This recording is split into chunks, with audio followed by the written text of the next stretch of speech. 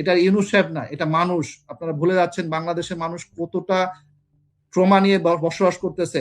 এই ট্রমার মধ্যে যদি খোঁচাখুচি করেন, পরিণতি খুব খারাপ হবে। এখন ইলেকশন ভালো হোক, সুন্দর হোক। আরেকটা জিনিস আপনাকে একটু ইলেকশন মেকানিজম নিয়ে একটা মিনিট বলে শেষ করি। খুব সাবধান থাকবেন মানুষজন। সেটা হচ্ছে বিএনসিসি কে বাদ দেওয়া হয়েছে, কারণ বিএনসিসির বাচ্চারা হচ্ছে ইয়াং, তাদের মধ্যে অন্যায় নাই। আমি বিএনসিসি কে এই ইলেকশনের কমিশনকে বলবো তাদেরকে ফেরত নিয়ে আসার জন্য। তাদেরকে একটা প্যারালালি চেক অ্যান্ড ব্যালেন্সের জায়গাটা বিএনসিসি থাকলে যেটা হবে, তাদের চোখের মধ্যে অন্যায় ঢুকলে তারা ধরতে পারবে। নিয়ে আসা হয়েছে কাকে? আনসার একটা মেকানিজম করে আনসার যে আওয়ামী লীগের লোককে ইলেকশনের দিন ঢোকাবে না, আমি এটা বিশ্বাস করি না। সেই জন্য আনসারকেও চেক অ্যান্ড ব্যালেন্সের জন্য আনার জন্য আনসারের পাশাপাশি বিএনসিসি কে আনার আমি খুব জোর দাবি জানাবো, এক নাম্বার। দ্বিতীয়, আমি এবং এইটা আমার মাধ্যমে আমি যদি দর্শকের কাছে পৌঁছাতে পারি, প্লিজ এই মেসেজটা জামাত এবং এনসিপি তাদেরকে পৌঁছে দেবেন। বিএনপি কে পৌঁছানো না পৌঁছানো আমি কিছু জানি না, কারণ বিএনপি যে ওই মানে ডিজিএফআই এর ইনস্ট্রাকশনে চলতেছে, এটার বহুত নমুনা আমি দেখে ফেলেছি। কারণ ডিজিএফআই তাকে যা বলতেছে, যেখানে যা করতে বলতেছে উনি তাই করতেছেন, এরকম আমার কাছে মনে হচ্ছে। তো সেই হিসাবে বলবো, বিএনপিকেও বলবো যে এদের কথা না করে আপনারা দলীয় ভাবে স্ট্যান্ড করেন, পরিষ্কার হয়ে যান। 12 তারিখের আগে মানুষের সামনে পরিষ্কার বলেন যে আমি সংস্কার চাই, আমি আর্মি সংস্কার করব, আমি পুলিশের সংস্কার করব, আমি মানুষের পাশে দাঁড়াবো, আমি হাদি বিচার চাইবো, আমি বিএনপির বিডিআর রিপোর্ট প্রকাশ করার জন্য জোর দাবি করতেছি ইউনূস সাহেবকে। এরকম ভাবে স্পেসিফিক হন। স্পেসিফিক হলে মানুষ হয়তো ঘুরে দাঁড়াতে পারে, বিএনপিকেও গ্রহণ করতে পারে। এখনো সুযোগ আছে।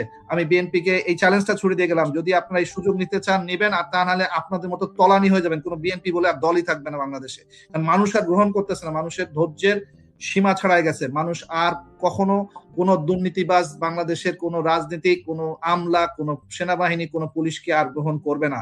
আপনারা যদি এই আশা করে থাকেন, আপনারা সংখ্যায় কম, আমরা সংখ্যায় বেশি। আপনারা ভুলে যাচ্ছেন এই কথাটা। আপনারা মনে করতেছেন পেশি শক্তি, অস্ত্রের শক্তিতে মানুষের এই ভয়েস দমাতে পারবেন। অ্যাবসলিউটলি রং, সম্পূর্ণ ভুল কথা। বাংলাদেশের মানুষ যদি জেগে ওঠে আরেকবার, এইবারে একদম তুলাধনা করে ফেলাবে। এবারে আর কোনো মানুষকে বিচারের ওই সিস্টেম দেখায় আপনাদের লাভ হবে না। অস্ত্র দেখায় কোনো ভয় দেখানো, কোনো মানুষ আর ভয় পায় না, কারণ আপনারা অস্ত্র দিয়ে মারতে মারতে এই ভয়টা নষ্ট করে ফেলেছেন। এটা আপনাদের ব্যর্থতা, আমাদের ব্যর্থতা না। আমরা যারা জনগণ, আমরা যদি একবার রাস্তায় এবার নতুন করে নামি, এবারে তুলাধনা করে ফেলাবে। 12 তারিখে ইলেকশন মেকানিজম যদি ভুল হয়, যদি ইলেকশনে কেউ মেকানাইজ করে ফেলে এবং সেটা যদি মানুষ বোঝে, তাহলে 13 তারিখে মনে করবেন তুল কালাম হবে। এবং এই তুল কালামের এই যে যত রকমের আজ পর্যন্ত যা কিছু সংস্কার হয় একদিনে সংস্কার হয়ে যাবে, এটা আমি সাবধান করে দিয়ে গেলাম, মানুষের জনগণের ভয়েস দিয়ে গেলাম। এটা যদি ওয়াকার সাহেব মাথার মধ্যে নেন, যদি এই স্বরাষ্ট্র উপদেষ্টার মাথায় শুভবুদ্ধি হয়, ওনার সাথে আমি চাকরি করছি, উনি আমাকে খুব ভালো করে জানেন। উনি আমাকে একদিন বলছিলেন তো লাথি মেরে এখন হিল ট্র্যাক্সে পাঠাই দেয়। আমি বলছিলাম ওনাকে, আপনি পারলে লাথিটা মারতেন, আপনি মারতে পারবেন না, এই জন্য মুখে বলতেছেন। This is how I answered him. So এই লোককে আমি আবার চ্যালেঞ্জ করে গেলাম, আপনি সোজা হয়ে যান। আপনার স্বরাষ্ট্র উপদেষ্টা যদি দেশের বাইরে যান, আপনার অবস্থা খুব পরিণত হবে। ওই হাইটে হাইটে যে মসজিদে নামাজ পড়ে আসেন, আল্লাহ ওই পর্যন্ত যাইতে দেবে না। এই সাবধান হন, কারণ আপনি মৃত্যুর সাথে জড়াই যাচ্ছেন। মৃত্যু নিয়ে আর খেলা করেন না। সবাইকে থামতে হবে, সবার জন্য শান্তি প্রস্তুত হতে হবে। 12 তারিখে সুষ্ঠুভাবে সবাই ভোট দিক, যাকে ইচ্ছে তাকে ভোট দিক। সুন্দর করে একটা যে কোনো দল আসুক বা ব্যক্তি আসুক, তারা আসে একটা সরকার গঠন করুক এবং গণভোটটা হ্যাঁ সূচক হোক। এই আশা নিয়ে আমি আমার বক্তব্য শেষ করছি। ধন্যবাদ সবাইকে। আসসালামু আলাইকুম। আরেকটি নিউজে কি আপনি দেখেছেন আজকে যে বেশ কিছু অস্ত্র উদ্ধার হয়েছে এবং দীপু নামের একজন, তার সাথে আবার সুব্রত বাইনের লোক সে মনে হয়, এই বিষয়ে আপনি আমি এগুলোকে সম্পূর্ণভাবে দায়ী করিয়েছি ডিজিএফআই কে, এবং আমার নিজের পোস্টপেডে আছে এনএসআই, আমি তাদেরকে খুব কষ্ট ভরে মেসেজ দিয়েছি যে তোরা নিজেরা সাবধান থাকিস, কারণ হচ্ছে তোদের জীবন মানে মানুষের মানে লানত দিয়ে যদি ইয়ে হয়, তাহলে তোরা ধ্বংস হয়ে যাবি। কারণ এইটার এদেরকে বাধা দেওয়ার কাজই তো হচ্ছে এই সংস্থাগুলো। এই যে এনএসআই আছে, ডিজিএফআই আছে, পুলিশের সিআইডি আছে, ডিবি আছে, র্যাব আছে, কি করতেছে তারা? What is there job? তারা শান্তি শৃঙ্খলতা রাখা, এবং সরকারের যদি 12 তারিখে ইলেকশন দিয়ে থাকে, তাদের এটার যদি ব্যর্থতা হয়, সেই ব্যর্থতার ফলাফল তাদেরকে ভোগ করতে হবে। সুব্রত বাহিনী কেন, এরকম হাজার সুব্রত বাহিনী আসলে মানুষ আর সহ্য করবে না। বহুত সুব্রত বাহিনীর মানে কত সাহস, কত গুলি, একটা অস্ত্রে থাকে 15টা গুলি। আর যদি আপনার সামনে থাকে 1500 মানুষ, কয়টা গুলি চালাবে? কোন গলিতে আর এই সুব্রত আইনের ভয় দেখায় মানুষকে আর ঠান্ডা করা যাওয়া সম্ভব নয়।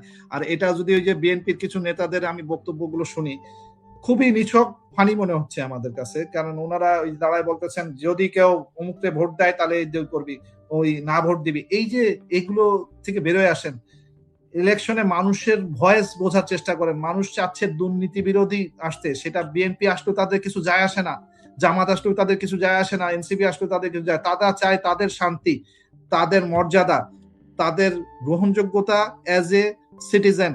তাদেরকে সিটিজেনই তো আপনি দাম দেন না, তাদেরকে তো মানুষ হিসেবে মানুষ দেন না। তাহলে না হলে আমার নামে 5টা মানে কেস হবে, আমি কি অপরাধ করছি তাহলে বিচার করেন নাই কেন? 13 সাল থেকে মার্ডার কেস করে আজকে পর্যন্ত পুলিশ ঝুলায় রাখে কেন আমাকে?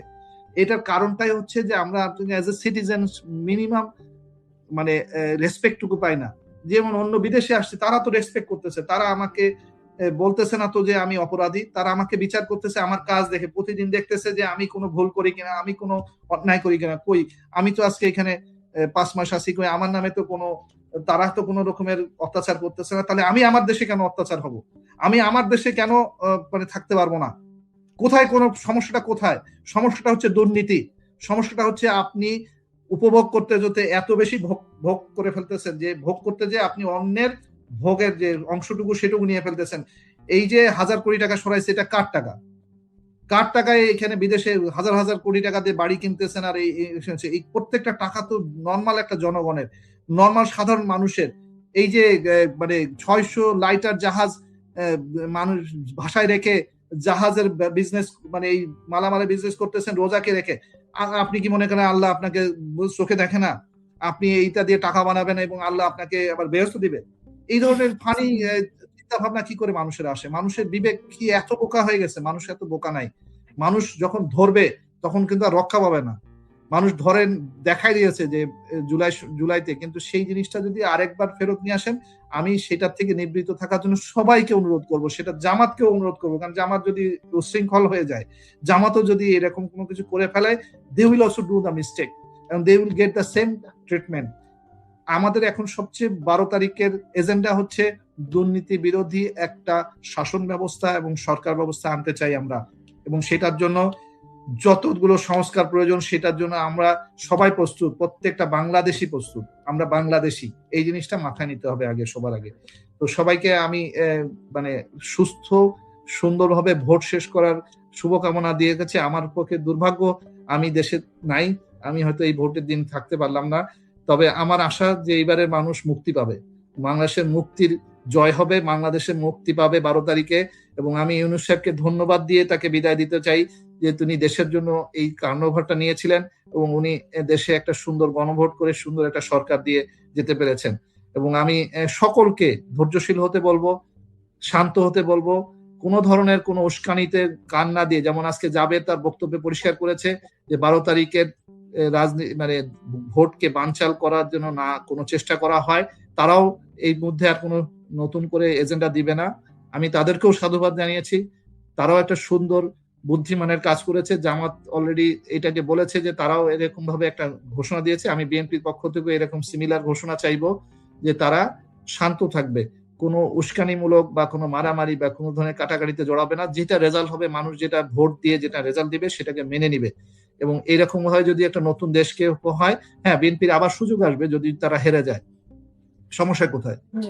রাজনীতিক তো হয়তো সে টিকে যাবে, কিন্তু যদি কাটাকাটি করে তাহলে এবার আর বিএনপি থাকবে না, বিএনপি ভেঙে যাবে। কারণ আওয়ামী লীগের ছোঁয়া যদি লেগে থাকে, আওয়ামী লীগ পাপ